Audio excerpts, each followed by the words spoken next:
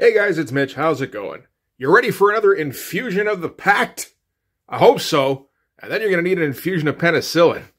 So before we get into this mess, if you enjoy the channel, if you feel like you might want to help out a little bit, in the description there's a link to my Patreon. And if you subscribe there, that'll give you access to everything I do. From the Blood Force stuff, the pages and the finished comics, to these YouTube videos before they get uploaded to YouTube, as well as some Patreon exclusive content. Alright, so we're back for more of this fucking book. I won't lie, I saw this come up on the schedule, and I'm like, oh man, it's time. There was a while there where I kind of, was half excited, half dreading looking at the Pact #1. Because, there's no way it can live up to how bad I think it is. And it didn't. It was a different kind of bad than I expected. I think I was expecting more Brigade kind of bad. This was like a whole different brand. So, I guess we should check out this cover here. Part of the reason the last issue was so fucking weird was because of Walter McDaniel's art. And we're going to get a bunch more of that in this issue. So, we get a triple gatefold cover on this one. It's not terrible altogether. Almost all of these images are reasonably solid. Some of them are a little iffy here and there. Like this shaft, this pose isn't quite right. The arrow isn't set 100% correctly, and he didn't bother fixing it. You can't draw Cutlass so that she looks good. So I feel like this is about as good as it's going to get. And then Handgun up here, again, just looks like a crackhead. The rest of these guys are okay. It's just it's a very random looking fight. This isn't designed. It's just, okay, here's your cover, and then the rest is let's fill some space with characters. Overall, it's not the worst thing I've seen. It's better than, a lot of the stuff you see in Shadowhawk. Okay. So, what happened in the last issue? The Pact are hanging out at Slam's parents' house. Slam's parents' mansion. Okay, 2 members of the Pact, Handgun and Cutlass, have run away from a place called the Center, which was billed as a place where they trained young bloods, but it turns out they're just training people to be mercenaries and assassins and shit. So I guess Slam and Blacklight, so that's Slam here, that's Blacklight up in the corner, are harboring them. And the Center sent this super team, I can't remember their name, it's like Renegades or something like that, to go and scoop up Handgun and Cutlass and bring them back. And then they had a ridiculous fight. And then at the end of it, Youngblood showed up for some reason. And that's where we are now. So let's open this thing up. Holy shit. I don't think you can do that. Rob's gonna sue somebody. Shaft is a super, he's Rob's guy. We're giving him for one thing, he hasn't slept in about a week and a half. He's 87 years old, judging by all the lines around his eyes. They gave him horse teeth. Again, Walter McDaniel going for intensity, but it turned into brain-breaking intensity. So, we're gonna try and ignore this for a second, just while I go through the credits. So, Jim Valentino is co-writing this thing. Len Senecal is also co-writing. I assume Len Senecal is doing most of the scripting. Walter McDaniel's penciling. Matt Banning is doing the inks. An interesting thing on the inside cover here, we can see what's going to be coming up soon in Shadowhawk. This is post-Series 3, and it looks like we've got a whole bunch of guest stars. So, starting with Chapel, then the Wildcats, the 1963 guys. The others, those are some of Jim's guys. I guess that's allowed. Supreme and Spawn. So, kind of continuing the Shadowhawk tradition of just giving Jim every kind of boost we can so that he can generate sales numbers. Because Jim is sort of the totem. He's the mascot of Image, where they put him out there and go, look, Shadowhawk is somehow a success, so other creators, come here, take your books here. It doesn't matter how good you are. We'll make you a success. I would like to know the sales numbers on some of those later Shadowhawk books to see if that was justified at all. So the comic poses us a question. What's Youngblood doing here in the pages of the Pact? Answer? Anything they want. That's not an explanation. Yeah, that is just a crazy fucking first page. I can't imagine picking that up off the rack. Can you imagine that shit? We're like, should I buy this comic? Oh my god. What did they do to Shaft? He's been mutilated. Alright, so in the last issue, Jim Valentino was doing layouts. I don't believe he is in this one. He doesn't have a layout credit anyway. This would appear to be Walter McDaniel's show now. So, Youngblood explained that they got no beef with any of them. They're just here to take them back for questioning. Slam yells at Blacklight to get his parents out of here. And he does it way too intensely. They start using this thing here where they put circles. Last time it was using color highlights on words, which looked like shit. This time they're putting like an extra border around some, and it looks like they're just screaming. And this isn't really that kind of moment. Although in a Walter McDaniel book, people all do seem to be on PCP. So maybe it's appropriate. This shot here isn't too bad, really. You know, the Pact being the focus and then everybody else kind of framing them. That's all fine. Oh yeah, and there's Mom and Dad over here. So just to recap, this is Cutlass, Handgun, Blacklight, and Slam. Slam. I got his name wrong so often in the last one. So Slam takes off with... Oh, I did it already. So Blacklight... I didn't even do that last time. Blacklight takes off with Slam's parents. Meanwhile, the maybe Renegades are trapped in a bubble. I think they're in one of a Blacklight bubble. That sounds familiar. They're trying to pop it, but that's not going to happen. That's just a terrible little panel. There's not a lot of room to do anything, to be fair. Like, if you went any closer, you couldn't even see what was happening. I guess they do pop the bubble, eh? These look like little debris bits. So, Handgun is going to keep harassing Vogue here, which is actually a little bit fun. Slam tries to negotiate with Shaft by telling him that the maybe Renegades are their prisoners. And Chapel says, nope, they're with us. And we aim to protect them. So, Youngblood are looking after the Center's interests in this particular instance, which is good to know. And Handgun goes, yeah, well, take aim on this. And starts shooting. And yeah, he just can't draw a handgun so he looks any kind of good. And I guess this is his... Handgun's power is to manifest guns. That's not a bad-looking gun. They're really bad-looking bullets, though. It really looks like, yeah, like a Nerf gun of some kind. Okay, so Blacklight gets Slam's parents far enough away that they're out of danger. And explosions start going off inside the house, so he flies back. And he yells, if they want to play rough, we'll show them how the big boys do it. So he's going to tell Youngblood that the Pact are the big boys. This is just a good shot, really. I mean, from what I've seen from Walter McDaniel so far, this is probably his best shot. Super intense, as usual. Reasonably in perspective. And, like, dramatically lit. And, yeah. No, pretty good. And after he takes off, some guys claiming to be from the government confront Slam's parents. Be like, we're with the government. We're here to protect you. Stay right where you are.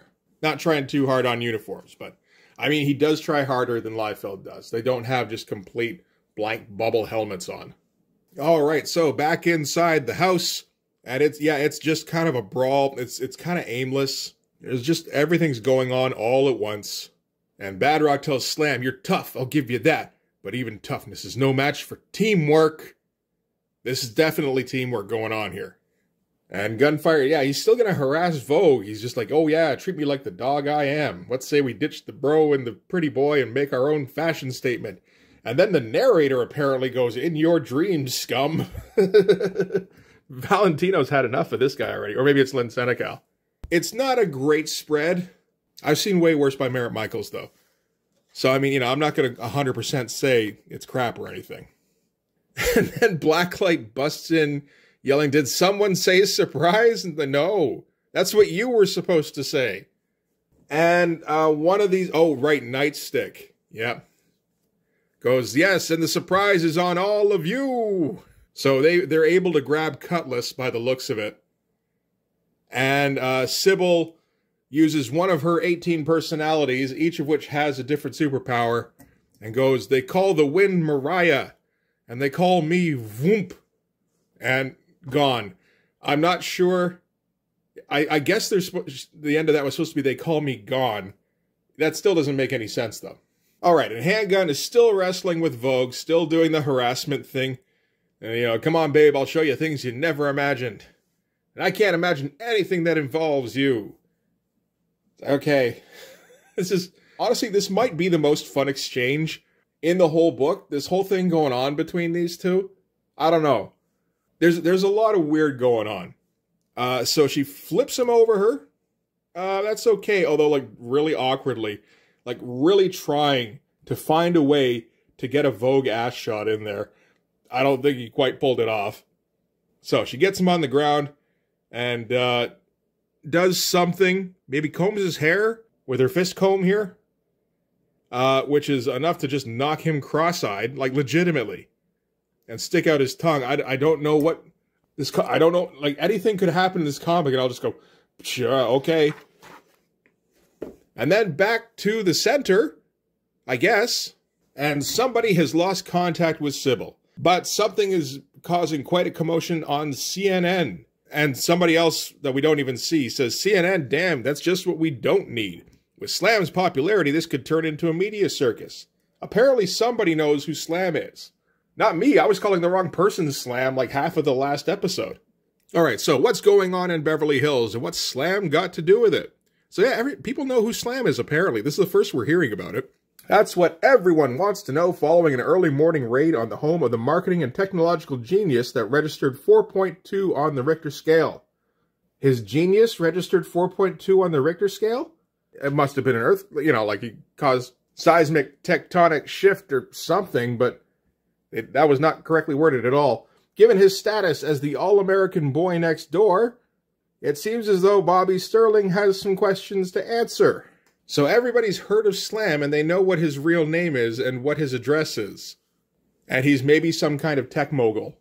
So yeah, anyway, they're keeping well back. It felt like another earthquake hit the city. Unlike those of the recent Los Angeles earthquakes, these tremors were of the man-made variety. So again, just kind of placing it chronologically there. It's a weird moment. And it's been confirmed that a special Youngblood strike team has been sent in. If that's truly the case, we should know more as things progress. But for now, ellipses, no one can get out. All right, so back in the house, Slam is locked in battle with Chapel. And Slam is confessing to Chapel that this isn't easy for him. He's always looked up to you Youngbloods. Because that makes sense for... you know, the all-American next-door kid boy guy to be looking up to a cold-hearted assassin with all the skin burned off his face. And then Badrock jumps in and goes, "Not bad, dude. They told me you were quick. They weren't lying." And Slam has a witty retort. He's like, "Yeah, well, they told me you were an okay guy, Badrock. They lied." Like, shit, way to turn it around on him. And Badrock's response is, "But did they tell you everything? Did they tell you about my sweet disposition?" And pause for no response. Good thing! Balamo. That's not a punch sound effect.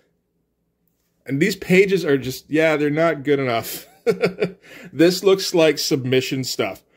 Like, you can imagine these pages easily with no word balloons, just here to here to here. This looks like the kind of thing, yeah, like a 14-year-old plots out. And then they exchange witty rejoinders. And Badrock was kind of taken aback by that last one. But not enough to avoid Balamo. So gets knocked back, and the sound of her house being destroyed prompts Mom to be like, "That does it. I'm going in there." Because that's smart. And if you boys don't like it, you'll just have to shoot me. And that, yeah, that extra emphasis around the balloons just adds like a little touch of lunacy to everything everybody says. And the soldiers let her go because that's one tough lady. And, you know, hiding, of course, the fact that she's just flying on all sorts of medication right now. And she sees Bobby, or Slam, whatever his name is, go flying out the door. And he lands in her garden, and that is enough to send Slam over the edge. He yells, "You jerks! Those are my mom's prize-winning roses that you just wrecked." Never mind her house, you know. First you endanger my parents, and then you destroy their home. But the roses were the thing that was just the final touch. And now, enough is enough. We were wondering when enough was going to be enough. This page is mostly okay. This one, not so much. I feel like he doesn't even know what to do with most of this. Like, you look at the drawings of the parents up here. It's like, I don't know. I'll do that as quickly as possible to hope the colors can figure it out. And he didn't do anything special, so we're just left with some shitty panels. Alright, and back, we're getting more descriptions of people. And besides Slam, the next most familiar fugitive may be the legendary Blacklight, because he was the premier crime fighter of the 1960s, with him and his partner Dayglow. Since Dayglow's brutal murder in 1975, Blacklight has shunned the spotlight. And no longer an active crime fighter, apparently he's been serving as a Youngblood instructor. See, I got the impression before that he was an escaped member of the Center, but apparently not. So yeah, it was Blacklight and Dayglow before, which seems like they're going for kind of a cloak and dagger thing. So now that we know that he was a Youngblood instructor, Shaft is going to try and, like, play the familiarity card. Be like, yo, give it up peacefully, and I'll put in a good word for you. And Blacklight's like, I learned something a long time ago that I've never forgotten. Never trust the establishment. So he's a counterculture 60s superhero. Doesn't dress like one. Probably should have dressed like one if that was the idea. And Shaft goes, okay, hippie, you want to play rough? You got it. And looks like, okay, because he got knocked up onto the balcony here, right? Like through the railing. It looks like he picks up the railing and uses that as the bow. And just like pulling back on the rungs here and firing them out at him. I'm not sure what the deal is. That seems to be it. Like in Youngblood #1, we saw him kill a guy from long range with a pen. Maybe if he'd just, like, thrown them, that might have worked a little better. So Bobby's mom gets back in the house just in time to see her son getting beaten bloody by, you know, Youngblood in their font. That's not the moment that you want to be like, yo, we're the superheroes. Although at least he didn't hit him too hard because the sound effect is just pock. They can throw as many exclamations on that as they want. It's not going to be like, oh shit, heavy impact. And then Shaft and Blacklight are still going at it. Shaft has his bow back. He apparently has decided it's superior to the railing. And Blacklight can pretend he has his own bow. Because, again, he's Purple Lantern. And they fire their arrows at each other, which causes things to explode. And it looks like the colorist doesn't know what to do with Kirby Crackle here. But yeah, this wasn't exactly laser on laser kind of contact. I don't know that the explosion should really happen, but okay, sure. And then we get to the most ridiculous part of this book. Okay, so the explosion goes off. It's quite large, which knocks a bookcase onto Bobby's mom, and then another bookcase is about to fall on her, and Badrock stops it. That was a page. And Bobby's mom says, no, I'm not okay. Nobody asked, by the way, if she was okay. She's not 100% here. I won't be okay until you kids stop fighting. And that makes all the kids stop fighting. Blacklight's like, she's right, man, this is stupid. Which is true. But we haven't seen anybody have the capacity to determine that before this. And Slam's like, so is what I said before. And Badrock's like, huh? You're more than okay. You're a hero, Badrock. And I owe you big time. So they're back in Bobby's good graces. They're all going to shake hands and make up. And they're even going to go back with Youngblood to the center. All because Badrock stopped a bookcase from falling on Bobby's mom. And this is the point where I was reading this, and I'm like, okay, no, for real though, is this comic a joke? Like, is Len Senecal making fun of this book without letting Jim Valentino know? I had the same issue with the last one, where I got like most of the way through, and I'm like, wait a minute, what if this is all like a meta thing? Like, this is all some 10-year-old's imagination. Because that's what it seems like. Everything is so phenomenally stupid. Everybody says the dumbest things imaginable.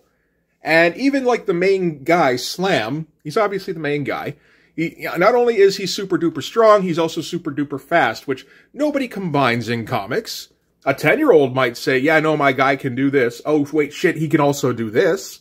So it's like, well, what if we get to, like, the end of issue 3 and it turns out, yeah, it's just some kids smashing action figures together. Just to make sure, I went ahead again to look at issue 3. I'm pretty sure I did this last time, to see if there was anything in there that might suggest that this was a meta thing. It's not. Even if it had been, that would have been a bad idea, because you don't lead up with 2 full issues of stupidity, all for the pretty paltry payoff of, yeah, no, this was all a dumb kid all the time. So then we're left with 2 alternatives. One is that Len Senecal is making fun of Jim Valentino's idea of what superheroes is. The other is that this is completely sincere. I think that might be the case. Oh yeah, back to the center. They're on their way, and this time this game was over. See ya in 60, for she's no lady, she's atrocity. And yeah, I didn't know you could get that kind of over-designed. It's like after issue 3, they got to take Walter McDaniel aside and just like, you know, like, are you okay, man? Like, you need to calm down. So yeah, in addition to the skimped out, like the bathing suit that's had bits cut out of it, then we get like the chrome bits over top of that. Then we get the skulls on top of the thighs. I don't think I've ever even seen that. Cords hanging off her every which way. I don't understand that. Got gigantic claw hands. We get the kind of top of the cape thing, as well as the torn up. Like, this is insanely over designed. There's parts of this that look a little bit like Scott Clark, but I think Scott Clark has a bit more sense than this. So, that's the end of the story, at least. So now we slam in again. Slam in part 2, Electric Boogaloo. There's a whole missive here about the paper stock. About how they're not using the glossy stuff anymore. They're using, like, it's got more of a granular texture to it, like a regular paper texture. And they're assuring us that they are committed to quality. It is cheaper paper, but they think this is going to produce a better result. And you know what? They're actually right. The colors on this, that's their argument, is that the colors show up better and it, you know, doesn't blind you when you read it. The colors in this are much better than in the last issue. Just to reiterate, there you go. This paper feels the same. This is not glossy. It looks better. Yeah, I don't know. There's something to this that is very strange, and it just shows up better in this issue. So that was the right decision. I don't know that you needed like 5 paragraphs to justify it, but hey, it's not my book. It shouldn't have been anybody's book, but that's okay. And next issue, she's cruel, she's mean, and she's downright nasty. This is not how you sell a character in 1993, by the way. And those are her good qualities. Ribshot. Find out why Atrocity is a fitting name for the wickedest new villainess in the Image universe when she unleashes her own unique brand of torture on the members of the Pact. We'll also bring Cutlass, remember her? Not really. Back into the fray as we put the finishing touches on the 3-part miniseries that they'll be raving about for years to come. I mean, they're partially right. I'm raving about it 30 years later. That's like the next best thing, right? It all happens in mid-June with the release of The Pact number 3. What a way to start your summer vacation. And then down here, I get the feeling they expected there to be more letters. We do confirm here that Cutlass is blind, so got that right, okay. And don't miss the all-new Images of Shadowhawk trading card set. This is Image's very first card set. Oh, really? And we're doing it upright. High-gloss UV coating, foil stamping, some of the hottest artists in comics, including Walter McDaniel, plus chase cards and an ultra-incredible super chase card that's so cool, we can't even tell you about it. Don't miss it. I don't recall ever seeing the Images of Shadowhawk trading card set. It might have been okay. Who knows? I think I saw some of the Wetworks ones, and those looked okay. And for all of you Walter McDaniel fans, and your numbers are growing by the day, I'm getting there, man. Don't dare miss Shadowhawk number 12, which features Walter's pencils. So this is after Shadowhawk Series 3, when they realized that the Series 1, 2, 3 thing wasn't working. It was just confusing people. And yeah, Jim's done penciling already, eh? Okay. It's the first of a 6-part... I might have to pick that up then. If Walter McDaniel's drawing it, that thing's going to be fucking insane. It's the first of a 6-part story arc called The Monster Within, and co-stars Chapel from Bloodstrike. What? You're going to say that in the issue where Chapel from Youngblood fights your guys? It feels like somebody's not keeping up with continuity here. Okay, yeah. And then we get a Pact gallery. Well, actually, let's see the Shadowhawk gallery list first.